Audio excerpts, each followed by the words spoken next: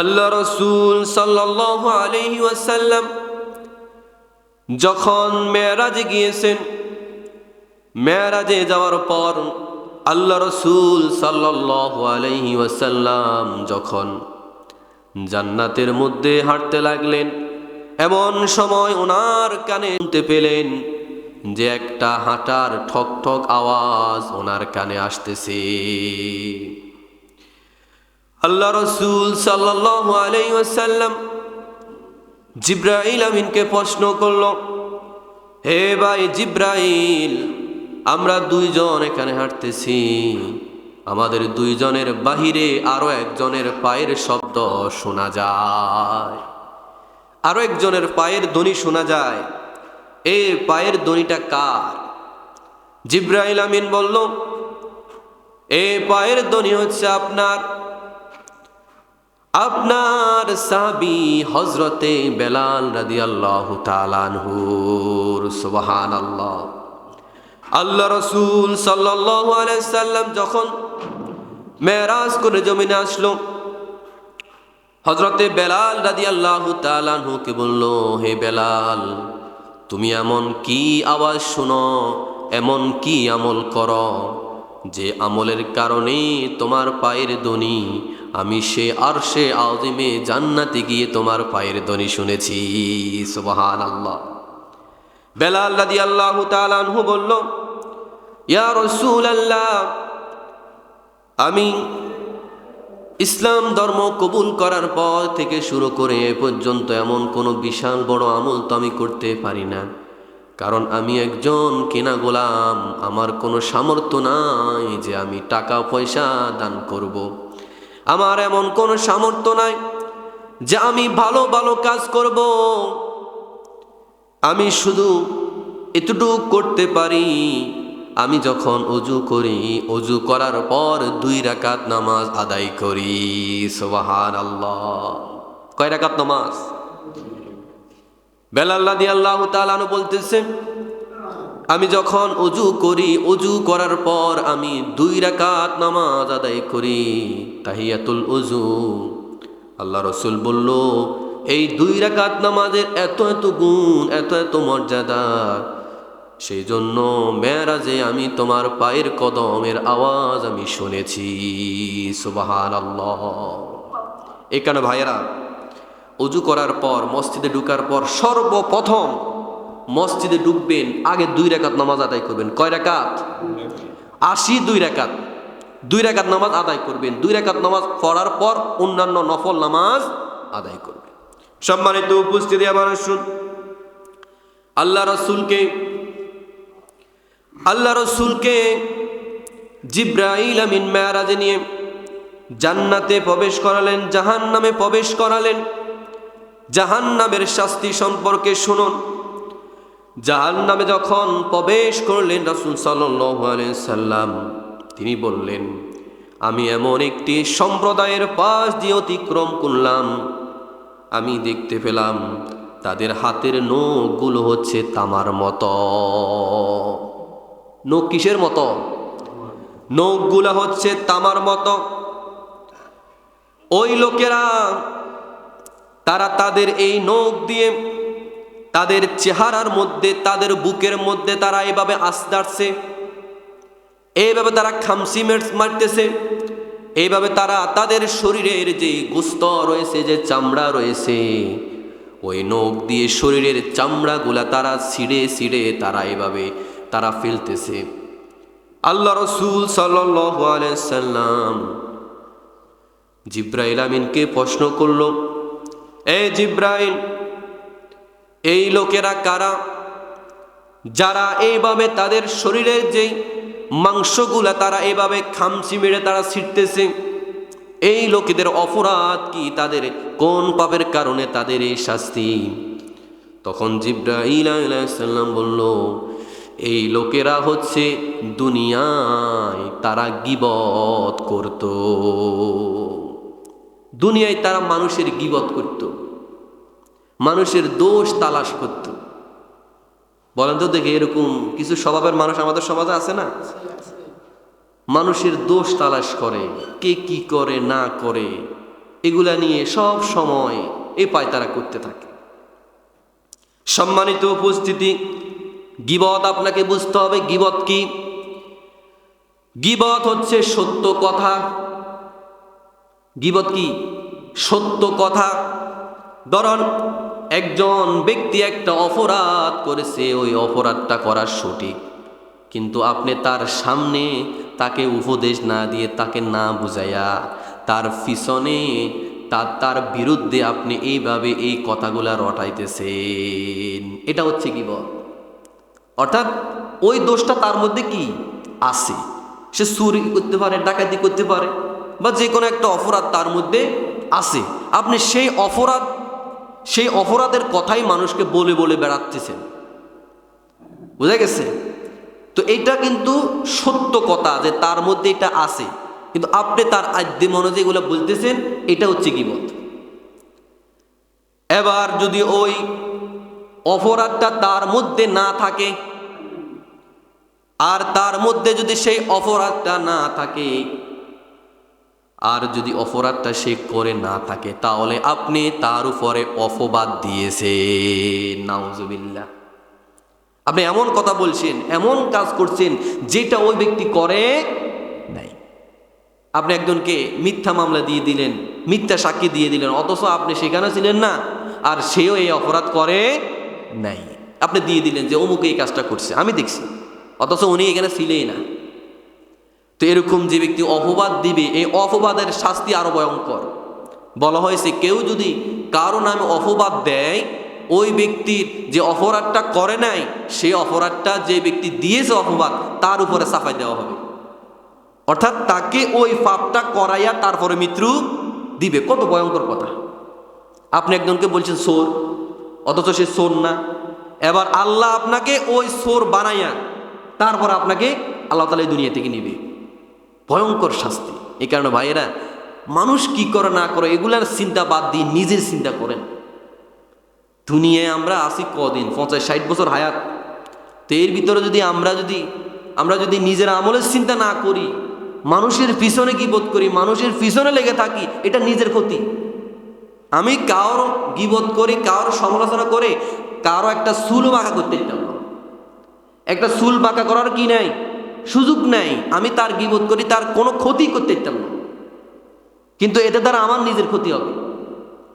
আল্লাহ রাসূল বলতেছে, ওই লোকেরা তাদের নখগুলা দিয়ে তাদের শরীরের এই মাংসগুলা তারা এইভাবে খামচি মেরে তারা ছিটতেছে, আর তাদের অপরাধ হচ্ছে তারা দুনিয়ায় তারা মানুষের গীবত করত। এখন দেখেন চা দোকানগুলো এক একটা হয়ে গেছে গীবতের কারখানা। গীবতের কারখানা হয়ে গেছে চা দোকানে। এই গীবত ছাড়া আমি দেখলাম যে দ্বিতীয় আর কোনো ভালো কাজ হয় না। অথবা গীবত করবে, নয়তোবা টিভি দেখবে, এছাড়া দ্বিতীয় কোনো কাজ নাই। আরেকটা কাজ হয়, সেটা হচ্ছে জুয়া খেলা হয়, ফাঁসা খেলা হয়, ছক্কা খেলা হয়। এগুলোর মধ্যে কোনো আমাদের ফায়দা নাই, কিন্তু আমরা এগুলাই করতেছি। দোকানে দেখছিনি কোনো সময় ওয়াজ করতে, কোনো লোক যায় সেখানে মানুষকে ওয়াজ করতেছে, আর 10 জনে বসে বসে শুনতেছে, সেখানে চলেই এটা, গীবতে চলে। সম্মানিত উপস্থিতি, আল্লাহ পাক রব্বুল আলামিন এই গীবত থেকে আমাদেরকে হেফাজত করুক। ভাই, কেউ ভুলের ঊর্ধ্বে না, আমরা কেউ ভুলের ঊর্ধ্বে না, আমরা সবাই ভুল করি, আর ভুল করাটাই স্বাভাবিক। আপনি তাকে সুন্দরভাবে বুঝিয়ে দেন, ভাই এই কাজটা করিয়েন না, এই কাজটা করিয়েন না, এটা ভুল, এটা অপরাধ, এটা বলে তাকে বুঝান, এটাই সঠিক হবে। এর বাইরে আপনার আমার কোনো ক্ষমতা নাই যে একজন ব্যক্তি চুরি করে আপনি তাকে একবারে চোর বলে বলে গ্রামে বলে তাকে আপনি চুরি থেকে মুক্তি করবেন, এরকম কোনো ক্ষমতা আপনার আমার নাই, কোনো লাভ হবে না। সম্মানিত উপস্থিতি, আবার আসুন, আল্লাহ রাসূল সাল্লাল্লাহু আলাইহি সাল্লাম তারপরে বলতেছেন, আমি এমন একটি সম্প্রদায়ের পাশ দিয়ে অতিক্রম করতেছিলাম, এমন সময় আমি দেখলাম ওই লোকেরা এরকম নদীতে সাঁতরাচ্ছে, আর নদীতে সাঁতরাতে সাঁতরাতে বলা হচ্ছে তারা পাথর খাচ্ছে। এই পাথরগুলা তারা খাচ্ছে, আর তাদেরকে প্রশ্ন করা হলো, তোমরা কোন অপরাধে এই জাহান্নামে এই নদীর মধ্যে তোমরা সাঁতার কাটতেছ? তখন উত্তর দিল, এই লোকেরা হচ্ছে দুনিয়ায় তারা সুদ খেত। সুদখোরের শাস্তি ভয়ঙ্কর। এভাবে রক্তের নদীতে তাদেরকে নিক্ষেপ করে তাদেরকে পাথর মারা হচ্ছে। তারা যখন পাড়ে আসে তাদেরকে পাথর মেরে আবার মাঝখানে, যে তোমার জায়গা আবার মাঝখানে, সেখানে যাও। আবার পাড়ে আসে, আবার পাথর মেরে মাঝখানে। এইভাবে শাস্তি চলতে থাকবে। সুদ যারা খায়, সুদের লেনদেন যারা করে, সুদের লিখে যারা রাখে, যারা সাক্ষী দেয়, অনেকে আছে সাক্ষী দেয়, সাক্ষী ছাড়া কি লেনদেন করে? আপনি যান, আপনি লোনের জন্য যান, বলবে সাক্ষী আনেন আগে, সাক্ষী নেয় না? তো সাক্ষী যারা দেয় তারাও কিন্তু একই অপরাধী। আবার যারা অফিসার বলেন যে আমার ছেলে অমুক বুড়ো একটা বাংলাদেশ একটা আছে না সংস্থা, তারপরে আরো কতগুলো আছে, আমার ছেলে সেখানে বড় অফিসার, আপনার ছেলে সুদের কারিগর, আপনি খাচ্ছেন দুবেলা ভালোভাবে, এইটাই আপনিও একই দোষী।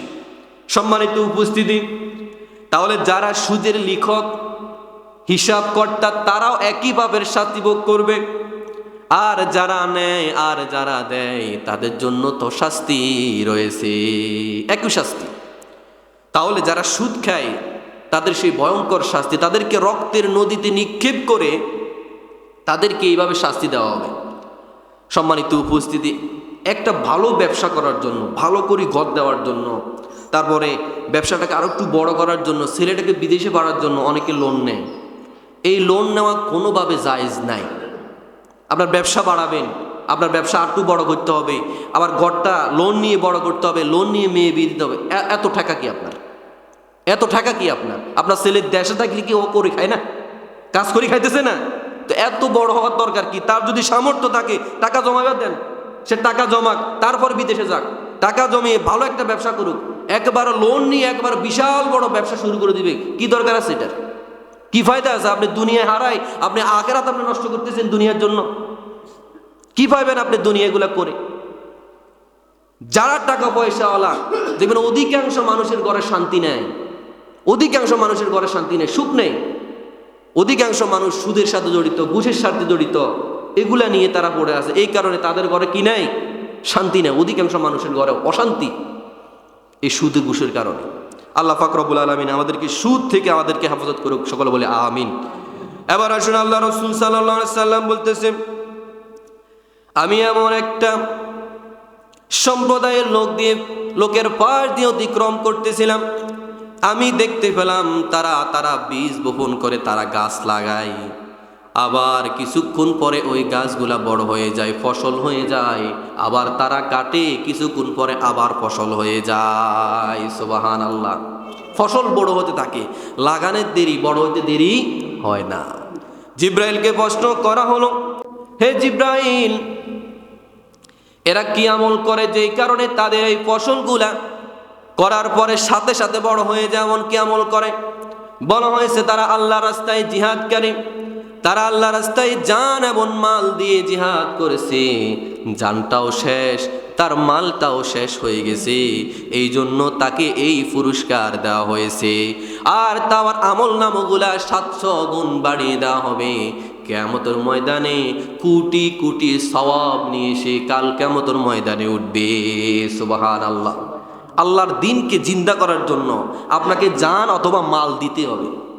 দিনের কাজে কিন্তু শুধু জান হয় না, মালও দিতে হয়। বলুন তো দেখি, এই মসজিদে যদি আপনি যদি দান সৎকা না করে মসজিদ চলবে? একটা ইতিমখানা বা মাদ্রাসা বা মুক্ত আপনি যদি দান সৎকা না করেন, এগুলো চলবে না। আপনি এখানে যতটুকু সম্ভব আপনাকে জান এবং মাল দিয়ে, আপনার ছেলে সন্তান দিয়ে আপনি এগুলাকে সচল রাখতে হবে। সম্মানিত উপস্থিতি, তাহলে যারা আল্লাহর পথে জিহাদকারী, জান এবং মাল দিয়ে যারা জিহাদ করে, তাদেরকে আল্লাহ পাক রব্বুল আলামিন এই পুরস্কার কাল কিয়ামতের ময়দানে দিয়ে দিবেন। সকল বলে সুবহানাল্লাহ। এবার আসুন, আল্লাহ রাসূল সাল্লাল্লাহু আলাইহি সাল্লাম বলতেছে, আমি এমন কিছু লোকের পাশ দিয়ে অতিক্রম করতেছিলাম, আমি দেখতে পেলাম তাদের মাথাগুলাকে পাথর মেরে মেরে তাদের মাথাগুলাকে ফাটিয়ে দেওয়া হচ্ছে। তখন জিব্রাইলকে প্রশ্ন করা হলো, হে জিব্রাইল, এমন কোন অপরাধ করার কারণে এই লোকদেরকে আজকে এই ভয়াবহ শাস্তি দেওয়া হয়, তুমি আমাকে বলো। জিব্রাইল বলল, এই লোকেরা নামাজ আদায়ে অবহেলা করত, সঠিকভাবে নামাজ আদায় করত না। নামাজ পড়তো না, নামাজের ব্যাপারে এতই গাফলতি, এক ওয়াক্ত পড়লে আর এক ওয়াক্ত পড়ে না। যুবক শ্রেণীর মানুষ যারা আমাদের এই সমাজে বেনামাজি বেশি তারা, ঠিক না? যারা বৃদ্ধ আছে, বয়স্ক আছে, এরা নামাজি। ফজরক তো এদেরকে পাওয়া যায়, জুমার দিনও পাওয়া যায়, তারপরে শনিবারও পাওয়া যায়। আর যুবক শ্রেণীর যারা, তাদেরকে শুধু শুক্রবারে কি পাওয়া যায়, শনিবারে থেকে শুরু করে বৃহস্পতিবার পর্যন্ত এদেরকে মসজিদের দ্বারা কাছে দেওয়া দেখা যায় না। সম্মানিত উপস্থিতি, যারা নামাজে বেলা উদাসীন, নামাজ আদায় করে না, কাল কিয়ামতের ময়দানে জাহান্নামে তাদেরকে ফেলা হবে। আর জাহান্নামে তাদেরকে পাথর মেরে মেরে তাদের মাথাটাকে পাঠিয়ে দেওয়া হবে। বেনামাজের এই ভয়াবহ শাস্তি, তাদের মাথাগুলা পাথর মেরে মেরে মাথাগুলোকে ফাটিয়ে দেওয়া হবে, কোনোভাবে তাদেরকে প্রশ্রয় দেওয়া হবে না। এই জন্য ভাইয়েরা, আপনার ছেলেটা, আপনার মেয়েটাকে 7 বছর থেকে টানা নামাজের প্রশিক্ষণ দেওয়া শুরু করেন। 7 বছর থেকে আপনার সাথে সাথে মসজিদে নিয়ে আসেন। 7 বছর থেকে মাকে বলি আপনার মেয়েটাকে আপনার সাথে দাঁড় করান। 3 বছর আপনি প্রশিক্ষণ দেন, 10 বছর থেকে আপনি আপনার মেয়েটাকে আপনার সাথে সাথে দাঁড় করায় দিবেন, তাকে উঠাই দিবেন, নামাজের জন্য তাকে আদেশ করবেন, তাকে আপনি মারবেন। এটা আপনার জন্য আল্লাহ ফরজ করে দিয়েছে, সুবহানাল্লাহ। নথবা আপনি কাল কিয়ামতের ময়দানে যদি নামাজের কথা না বলেন, তাহলে কাল কিয়ামতের ময়দানে এই ছেলে মেয়ে আপনাকে জাহান্নামে নেওয়ার জন্য প্রস্তুত হয়ে যাবে, নাউজুবিল্লাহ বলেন। সম্মানিত উপস্থিতি, তাহলে যারা নামাজের বেলা উদাসীন, ঠিক মতো নামাজ আদায় করে না, এদেরকে জাহান্নামে তো ভয়ঙ্কর শাস্তি দেওয়া হবে। তাদের মাথাগুলা পাথর মেরে মেরে তাদের মাথাগুলা ফাটিয়ে দেওয়া হবে। বলা হয়েছে পাথর আনতে যে সময় লাগে, এই সময়ের মধ্যে তাদের মাথাগুলা আবার আগের মতো হয়ে যাবে, নাউজুবিল্লাহ। এইভাবে শাস্তি মানে চলতেই থাকবে, শাস্তি কোনো শেষ হবে না। সম্মানিত উপস্থিতি, এবার শুন, কিছু লোক এমন রয়েছে, রাসূল বলেছে তাদের লজ্জাস্থানগুলাকে এইভাবে ফুরিয়ে দেওয়া হচ্ছে, লজ্জাস্থানের সামনে দিকে পিছনে টেনে এইভাবে তাদেরকে শাস্তি দেওয়া হচ্ছে। যারা জেনাখোর তাদেরকে শাস্তি এমনিভাবে দেওয়া হবে। তাদের লজ্জাস্থানকে এমনিভাবে সামনে থেকে পিছনের দিকে টেনে আনা হচ্ছে। আর বলা হচ্ছে তারা হাঁটবে ওটের মতো, গরুর মতো। আর তারা জবি এবং জাকুন ফল, জাহান্নামের সেই ফল তারা খাবে। আর তাদের শাস্তি হচ্ছে, বলা হয়েছে এই লোকেরা দুনিয়ায় যাকাত দিত না। যারা দুনিয়ায় যাকাত দেয় না, যাকাত যারা দিবে না, তাদের লজ্জাস্থানগুলোকে টেনে এভাবে সামনের দিকে নেওয়া হবে। এমনকি তাদের জন্য খাবার হিসাবে জাক্কুম, এমনকি জবে, এই জাহান্নামের এই পাথর এমনকি ফল তাদেরকে খাওয়ার জন্য দেওয়া হবে।